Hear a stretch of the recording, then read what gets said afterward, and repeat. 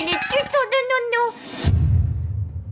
Bonjour chers amis traders, quels sont les points d'entrée à éviter en scalping et donc le corollaire bien sûr, quels sont les points d'entrée à privilégier en scalping. Alors déjà, on va rappeler ce que c'est que l'idée fondamentale du scalping, c'est-à-dire chercher un mouvement impulsif, comme par exemple celui-ci, un mouvement impulsif qu'on va prendre le plus longtemps possible, mais sans rester non plus des heures ou trop longtemps. Par exemple, si vous prenez ce mouvement-là et que vous restez trop en position, il y a un retour de flamme et vous ressortez perdant. Donc ce qu'on veut, c'est vraiment prendre une impulsion et non pas rester des heures ou des jours sur une position. Donc, c'est ça l'idée fondamentale du scalping. Mais à partir de ce moment-là, les mouvements qui vont nous poser problème, c'est justement ces mouvements un peu d'oscillation, où si on entre en position ici en pensant que le prix va monter, eh bien si on se retrouve à avoir des prix qui font ça, on va être assez malmené. D'une part parce que voilà, si par exemple on entre en position à la vente ici, que là ça commence à vendre, ça se passe bien et tout d'un coup ça se remet à revenir sur le cours d'entrée, on se met à sortir à ce moment-là, on pense que le mouvement finalement n'est plus à la vente mais à l'achat, donc on se remet à l'achat, donc le prix, le temps qu'on réagisse, c'est à peu près ici que ça se passe, le prix part dans notre sens, puis d'un seul coup il revient en arrière sur notre prix d'entrée, donc on se remet à vendre, et il est trop tard, on a fait une perte, et c'est comme ça qu'on peut se faire balader sur plusieurs bougies contradictoires, vente, baisse, et puis un petit moment comme ça, et se ruiner finalement, surtout si on s'énerve par la suite, et qu'on rajoute au pot de telle sorte que l'on ait une taille de position complètement délirante à la fin de notre petit délire. Donc ce qui est clair, c'est qu'on va chercher des mouvements impulsifs comme ça, et qu'on va éviter vraiment tout ce type de mouvement-là. Le problème, c'est que, évidemment, on ne le sait pas forcément à l'avance, il n'y a que quand on est devant l'écran, quand on a pris une position, qu'on va pouvoir se dire, tiens, oui, ça va dans notre sens, ou ça va pas dans notre sens. Toutefois, il y a quand même une petite, une statistique qui revient assez souvent, qu'on va essayer de mettre en évidence dans cette vidéo avec les volumes par prix. Lorsqu'on a un volume par prix, alors je rappelle c'est quoi un volume par prix, souvent on a les volumes en bas qui indiquent le nombre de transactions qu'il y a eu dans une bougie, donc c'est assez classique, là je ne l'ai pas mis volontairement pour cette vidéo, pour simplifier le schéma. Je dirais le volume par prix c'est la même chose mais avec les niveaux de prix. Par exemple là, à 7280, j'ai eu cette quantité là, donc elle n'est pas forcément numérotée, mais peu importe, ce qui m'intéresse c'est l'évolution, enfin la valeur, la comparaison de cette valeur là par rapport à ici où elle est plus faible. C'est donc noté 0 ici, puis là le maximum. Donc ce qu'on constate là, c'est qu'il y a eu énormément d'échanges sur ce niveau-là, des 7281. Alors que sur ce niveau-là, par exemple, 7300, il y a eu beaucoup moins d'échanges.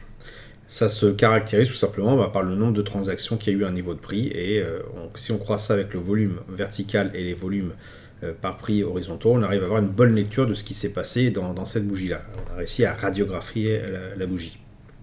Alors sur quoi je voulais vraiment attirer l'attention, c'est les différences entre les pics de volume par prix et les creux de volume par prix. Donc je vais dessiner un pic de volume par prix en noir. Donc on l'a vu, il y en a un ici, on a un pic ici, on a un pic ici, ça fait une bosse tout simplement là. Là ça fait une bosse, voilà. On en a un très beau ici, un plus petit ici, allez encore un là. Et je vais dessiner les creux de volume par prix, là où il y a donc des trous, et bien avec un trait rose. Il y en a un là, un ici, on va prendre celui-là qui est plus bas. Celui-ci qui est pas mal, il y en a un ici, mais celui-ci est encore plus bas, voilà. Et puis il y en a un aux extrémités, bien sûr, à chaque fois.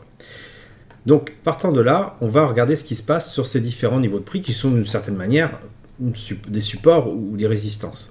Ce qu'on constate sur ce graphique, alors là, c'est bien sûr a posteriori, c'est qu'il y a eu énormément d'échanges là où il y a eu les traits noirs, ce qui est tout à fait normal puisque c'est la définition même d'un pic de volume par prix, c'est là où il y a le plus de transactions. Et quand il y a eu beaucoup d'échanges, le prix il a tendance à rester à ce niveau-là, tout simplement parce que pour le faire avancer d'un pas de cotation, il faut qu'il y ait des transactions, beaucoup de transactions pour que le carnet d'ordre se vide. Alors que sur les creux de volume par prix ici, le prix il a tendance à y rester très peu de temps. Soit comme ici il est rejeté, donc il fait un petit passage dessus, pouf il est rejeté, soit il finit par le traverser carrément, mais il s'attarde très peu de temps dessus. Et ça on retrouve systématiquement quel que soit l'actif et quelle que soit l'unité de temps. Alors évidemment, ça c'est un graphique a posteriori. Ce qu'il faut voir, c'est que dans le temps, si je m'amuse à dézoomer, voilà ce qui va se passer. Le volume de prix là, qui est sur le côté gauche, il se dessine au cours du temps. Quand on démarre, par exemple, on remonte un peu dans le temps ici, on voit qu'on a un pic de volume par prix qui apparaît ici. Donc le prix se met à osciller autour. À un moment donné, le creux, je vais quand même le redessiner parce que ça va être plus simple. Là, on a le pic. Hop, ici on a un creux. On va mettre à peu près ici. Et comme de fait, à chaque fois que le prix arrive sur le creux, soit il passe à travers, ce qui va être le cas ici, soit il est rejeté violemment, et il revient vers le point consensuel. Et puis à un moment donné, où le prix tout simplement casse cette résistance, hein, qui du coup ne fait plus trop office de résistance.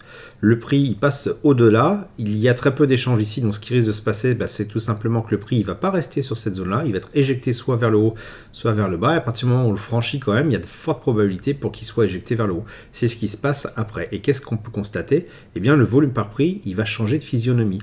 Les transactions ici continuent à monter, on voit des petits pics qui commencent à se former ici, donc un nouveau point consensuel qui apparaît là. Et à chaque fois qu'on a un point consensuel, donc je vous accorde que celui-là il n'est pas très gros, mais à chaque fois qu'on a un point consensuel qui se forme, on a le prix qui se met à osciller de part et d'autre et qui fait un petit peu du mode marteau-piqueur, ou en tout cas porte de saloon. Donc c'est là le pire moment pour entrer en position, parce que si vous entrez en position ici en vous disant je vais prendre un petit mouvement impulsif à la hausse, il y a de fortes probabilités que le prix se mette à osciller autour et vous fasse justement tourner en bourrique. Alors que si vous entrez en position là où il y a les creux de volume par prix, ce qui apparaît par exemple ici, donc si ça casse ce niveau-là, entrer en position à l'achat ici est beaucoup plus prometteur, tout simplement parce qu'il y a une forte probabilité que pouf, on soit éjecté dans un sens. Alors on peut être aussi éjecté dans l'autre sens, c'est pour ça qu'il ne faut pas non plus insister. Si vous voyez que le prix, il repasse, il se redirige vers le point consensuel du dessous, il faut sortir de position assez vite, ce qui nous fait sortir de position à peu près ici. On voit qu'ici, si ce point-là avait été touché dans le reflux, il fallait sortir, tout simplement, c'est planté, c'était pas la bonne impulsion, c'était le coup d'après.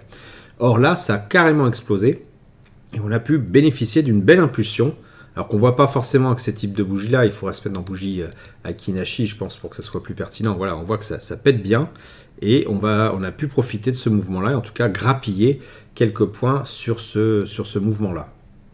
Donc ce qui est important à faire, c'est comme dans tout, dans l'analyse technique, on a les graphiques comme je vous ai fait voir au tout début, où on voit toute la situation une fois que tout est fait, ça c'est clair, mais on a aussi l'évolution dans le temps, et on voit que l'avantage, en tout cas sur ProRealTime du volume par prix, le profil du volume par prix, c'est qu'au fil du temps, quand une nouvelle bougie apparaît, on voit le profil qui change ici. Donc on peut commencer à faire des hypothèses, on voit typiquement ici, qu'on a un pic qui est en train de se former ici. Là.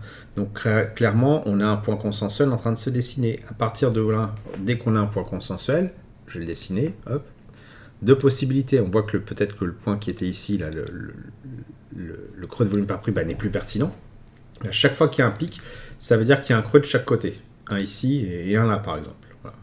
Et donc, on va réappliquer cette stratégie. C'est-à-dire qu'en fait, moi, tant que je reste entre ces deux traits roses-là, ça veut dire que le prix va se mettre à osciller autour de ce point consensuel qui est en train de se former. Et à partir du moment où il va casser, je vais me retrouver dans le même optique que là. Et c'est là que ça peut être intéressant d'entrer en position. On va regarder, j'avance, je descends un peu parce que là, ça commence à être un peu serré. Là, on arrive sur un pic de volume par prix. Hop, qu'est-ce qui se passe? On a un nouveau pic qui est en train de se creuser, tout simplement parce qu'il y a eu beaucoup d'échanges. Et puis donc, du coup, alors ça, c'est le trait noir que j'avais dessiné au tout début, qui finalement est en train de changer Parce que c'est ce qui se passe quand une résistance se transforme en support, c'est que ici on a un pic de volume par prix, donc un point consensuel, et le creux est déplacé au-dessus. Et à partir du moment où on franchit ce creux, ce qui apparaît juste là après, pouf, on est reparti dans la même transaction, enfin le même type de transaction qu'on a eu là, au tout début donc, de la vidéo que je vous ai faite. Donc ça c'est intéressant à regarder, l'évolution au cours du temps, le profil qui est en train de se former. Je vous invite vraiment à faire l'expérience, à nettoyer souvent les graphiques parce que là il y en a vraiment partout. Hop, voilà, on fait comme ça. À voir l'évolution dans le temps, refaire à chaque fois les pics et les creux, regarder ce qui se passe lorsqu'on arrive sur les creux et sur les pics bien sûr, et vous faire une idée comme ça où vous ferez certainement plus avoir lorsque vous entrerez en position pour du scalping, c'est-à-dire que vous ne mettrez plus à entrer en position lorsqu'il y a un pic de volume par prix, mais plutôt lorsque vous arriverez à des creux. Voilà, j'espère que vous avez apprécié cette vidéo. Si c'est le cas, merci de laisser un pouce pour m'encourager à continuer. Abonnez-vous à la chaîne YouTube pour ne rater aucune nouvelle publication. Je vous dis merci et à bientôt sur le blog.